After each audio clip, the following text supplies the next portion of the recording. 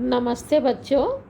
आज की इस वीडियो में हम पढ़ेंगे कक्षा 12 की आरोह भाग 2 में से कविता के बहाने, जिसे लिखा है कुंवर नारायण जी ने।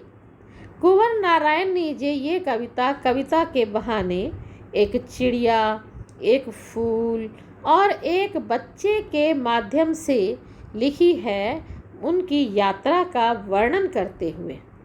तो सबसे पहले कविता के बहाने को पढ़ने से पहले कविता के कवि कुंवर नारायण के जीवन का परिचय जानते हैं। ये कवि नई कविता आंदोलन के हस्ताक्षर कवि हैं। कहानी, लेख, सिनेमा व रंगमंच पर अपनी लेखनी इन्होंने चलाई। इनकी मूल विधा कविता ही रही है। कुंवर नारायण आधुनिक हिंदी कविता के सशक्त हस्ताक्षर हैं।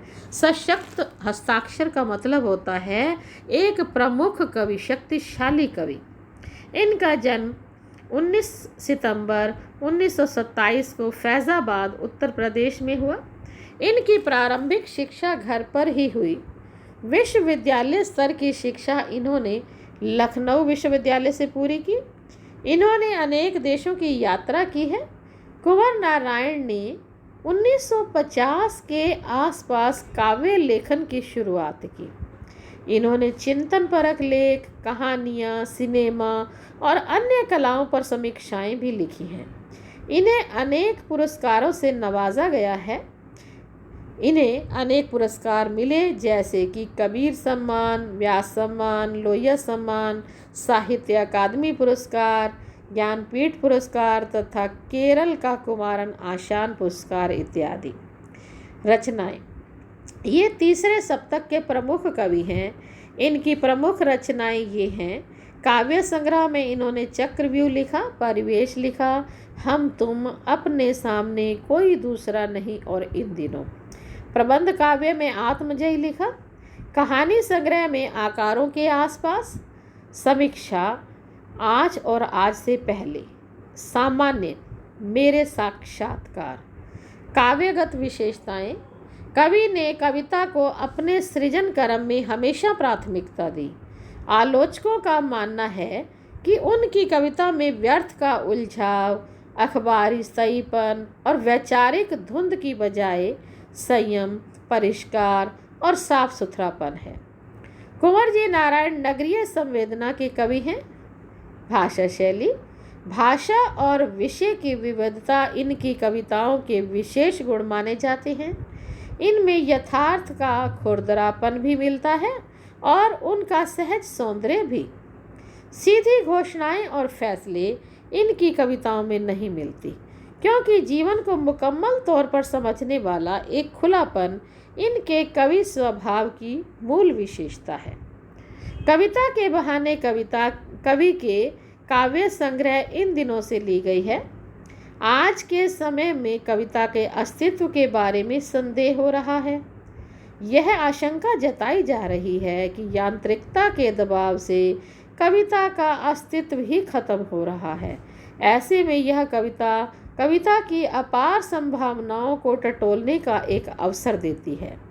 कविता के बहाने एक ऐसी यात्रा है जो चिड़िया, फूल से लेकर बच्चे तक की है। एक और प्रकृति है तो दूसरी ओर भविष्य की ओर कदम बढ़ाता हुआ बच्चा। कहने की आवश्यकता नहीं कि चिड़िया की उड़ान की सीमा है। फूल के खिलने के साथ भी उसकी परिणति निश्चित है। परिणति का मतलब होता है बेटा उसका अंत होना, समाप्त होना। लेकिन बच्चे के सपने असीम होते हैं। बच्चे के खेल में किसी भी प्रकार की कोई सीमा का स्थान नहीं होता। कविता भी शब्दों का खेल है और शब्दों के इस खेल में जड़, चेतन, अतीत, वर्तमान और भविष्य सभी उपकरण मात्र रह जाते हैं। इसलिए जहाँ कहीं भी रचनात्मक ऊर्जा होती है, वहाँ सीमाओं के बंधन खुद ब खुद टूट जाते हैं। चाहे घर की सीमा हो, भाषा की सीमा हो या फिर समय की ही सीमा क्यों ना हो। तो चलिए हम पढ़ते हैं कविता के बहाने। पहला पद्यांश है, कविता एक उड़ान है चिड़िया के बहाने। कविता की उड़ान चिड़िया भला क्या जाने। बाहर भीतर, इस घर उस घर, कविता के पंख लगा उड़ने के माने, चिड़िया भला क्या जाने। तो पहले में हम देखते हैं कि कविता एक उड़ान है चिड़िया के बहाने, कविता की उड़ान भला चिड़िया क्या जाने। इसमें कवि कहना चाहते हैं कि कविता और चिड़िया दोनों ही उड़ते हैं। कविता कवि की कल्पना और भाव रूपी पंखों के सहारे उड़ती है, जबकि चिड़िया कैसे उड़ती है? चिड़िया अपने शारीरिक अंग रूपी पंखों के सहारे उड़ती है। यानी उड़ते दोनों ही हैं। चिड़िया के जो शारीरिक अंग में पंख लगे हुए हैं उनके माध्यम से उड़ती है, और कवि अपनी कविता की उड़ान को कैसे भरता है? मन में कल्पनाएं करता है, उनको भावों से सजाता है, उन्हें ही पंख मान लेता है और उसके सहारे उड़ती है कविता। आगे कहते हैं कि बाहर भीतर, इस घर उस घर, कविता के पंख लगा उड़ने के माने, चिड़िया क्या जाने। अब इसमें कवि कहना चाहते हैं कि चिड़िया एक निश्चित सीमा तक ही उड़ सकती है। कितना उड़ती है? जब वो उड़ते उड़ते थक जाती है तो कभी किसी घर के भीतर बैठ जाती है, कभी बाहर बैठ जाती है, एक घर से उड़ती है दूसरे घर पर बैठ जाती है। तो उसके उड़ने की एक सीमा है कि जैसे ही वो थक जाती है वो आराम करने के लिए एक घर से दूसरे घर या इस घर बैठ जाती है। जबकि कवि की कविता देश विदेश संपूर्ण विश्व में जा सकती है, उसके पंखों की कोई सीमा नहीं है। कवि की कविता जो है कहीं भी जा सकती है, मानसिक रूप से कैसे भी जा सकती है, उसकी कोई सीमा नहीं है, कोई रोक टोक नहीं है। कवि के इस कविता की उड़ान को चिड़िया भला कैसे जान सकती है? अर्थात कविता की इस उड़ान को चिड़िया नहीं जान सकती। चिड़िया केवल अपनी ही उड़ान के बारे में जान सकती है। अगला पद्यांश है कि कविता एक खिलना है फूलों के बहाने, कविता का खिलना भला फूल क्या जाने। बाहर भीतर, इस घर उस घर, बिना मुरझाए महकने के माने, फूल क्या जाने।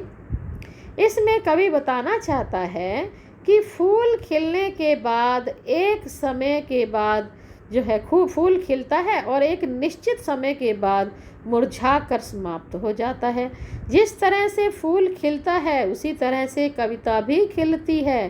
कहने का अभिप्राय, फूल जब एक कली होती है खिलकर बड़ा होता है, इसी तरह से कवि एक कविता को लिखना शुरू करता है, धीरे धीरे उसको आगे बढ़ाता है, प्रगति होती है, अर्थात धीरे धीरे कविता बढ़ती चली जाती है, तो वो यानी कि वो खिल रही है। कविता एक बार शब्दों के रूप में अभिव्यक्ति प्राप्त यदि कर लेती है तो उसके पश्चात निरंतर नया अर्थ ग्रहण करने के लिए विकसित होती रहती है। कहने का अभिप्राय ये है, जितने भी लोग उस कविता को पढ़ते हैं, ज़्यादा से ज़्यादा जितने लोग पढ़ते जाएंगे उतना ही उसमें विकास होता जाएगा। हर व्यक्ति अपने हिसाब से उसमें से नया अर्थ ग्रहण करेगा, अर्थात कविता मुरझाएगी नहीं अपितु और ज़्यादा विकसित होगी। तो कविता के ऐसे खिलने को भला फूल कैसे जान सकता है? नहीं जान सकता, क्योंकि फूल तो एक निश्चित समय के बाद मुरझा गया, लेकिन कविता लगातार एक बार खिलने के बाद खिलती ही गई, तो इस कविता की यात्रा को फूल नहीं जान सकता। बाहर भीतर, इस घर उस घर, बिना मुरझाए महकने के माने, फूल क्या जाने। फूल नश्वर है, फूल नष्ट हो जाता है। कविता नए अर्थों को ग्रहण कर सदैव जीवित बनी रहती है। कविता चिरस्थायी होती है। फूल इस रहस्य को कभी भी समझ नहीं पाता है। अगला पद्यांश है, कविता एक खेल है बच्चों के बहाने, बाहर भीतर, यह घर वह घर, सब घर एक कर देने के माने, बच्चा ही जाने। अब अंतिम पंक्ति में कवि क्या करता है कि कविता की जो तुलना है बच्चों के खेल के साथ करता है। कविता एक खेल है बच्चों के बहाने। जैसे बच्चा खिलौने से खेलता है वैसे ही कवि कैसे खेलता है? कवि कविता के भावों, विचारों और शब्दों से खेल खेलती है।